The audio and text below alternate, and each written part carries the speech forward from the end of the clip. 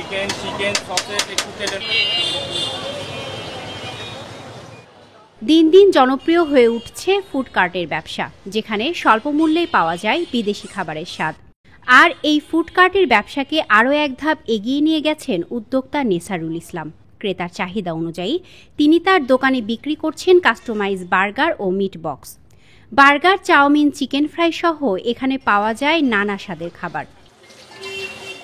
এসব খাবারের স্বাদ নিতে সন্ধ্যা থেকেই বগুড়া জজ কোর্টের সামনে ফ্রেম অ্যান্ড ফ্রাই নামক ফুড কার্টে ভিড় জমান নানা শ্রেণী পেশার মানুষ। রেস্টুরেন্টে তো সবাই খেতে পারবে না, ওদের তো যে প্রাইসগুলো থাকে এই প্রাইসে তো সবাই খেতে পারবে না। রেস্টুরেন্ট যারা তারা ধরেন তাদের একটা নিজেদের একটা থাকে যে প্রাইস কম হইলে তারা এখানে বসে খেতে পারবে। শুধু নিজের নয়, বরং আরও 12 জনের কর্মসংস্থানের সৃষ্টি করেছেন তিনি। তো আমি যখন বগুড়াতে আসলাম তখন দেখলাম যে আশেপাশে অনেক আমার পরিচিত ছোট ভাই ব্রাদার যারা দেখি যে না, তারা খুব শোচনীয় অবস্থায় বা খুব কষ্ট করে দিন যাপন করে। তো সেই থেকে একটা আইডিয়া আসলো যে তাদের নিয়েই আমি কিছু করতে পারি। সেক্ষেত্রে দেখা যাচ্ছে যে আমার এখন অলমোস্ট আপনার 12 জন স্টুডেন্ট সব যারা পার্ট টাইম আমার এখানে জব করতেছে। সাধ্যের মধ্যে নানা মুখরোচক খাবার পাওয়া যায় বলে শিক্ষার্থীদের কাছেও বেশ জনপ্রিয় এটি। তাই তাদের জন্য খাবারে রেখেছেন বিভিন্ন অফার।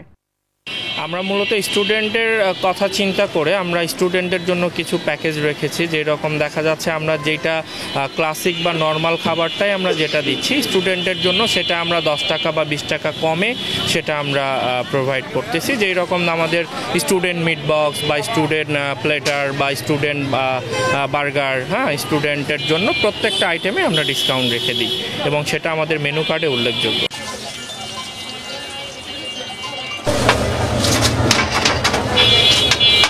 আমি বেশিরভাগ টাইমে বাসায় পার্সেল নিয়ে যাই, তো এখানে বসে খাওয়া হয় নাই। কিন্তু এই জিনিসটা হওয়ার কারণে মনে করেন আমাদের রেস্টুরেন্টে যে খাবার স্বাদটা উপভোগ করার জিনিসটা সুবিধা হয়ে গেছে।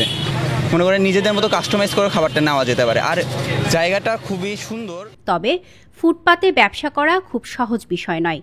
বর্ষাকালের ঝুম বৃষ্টি কিংবা গ্রীষ্মের প্রখর রোদ উপেক্ষা করে খাবার প্রস্তুত করতে হয়, ঠিক রাখতে হয় স্বাদের মান।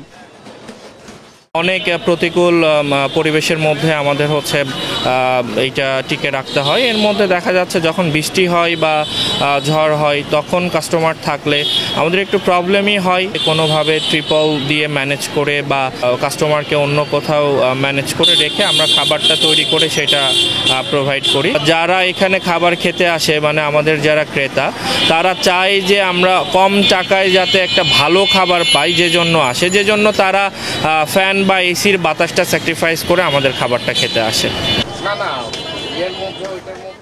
এভাবেই এগিয়ে যাক নেসারুল ইসলামের মতো উদ্যোক্তারা, সৃষ্টি হোক নতুন সম্ভাবনার, এটি প্রত্যাশা। স্মৃতি সঞ্চয়িতা অর্থী, দৈনিক করতোয়া।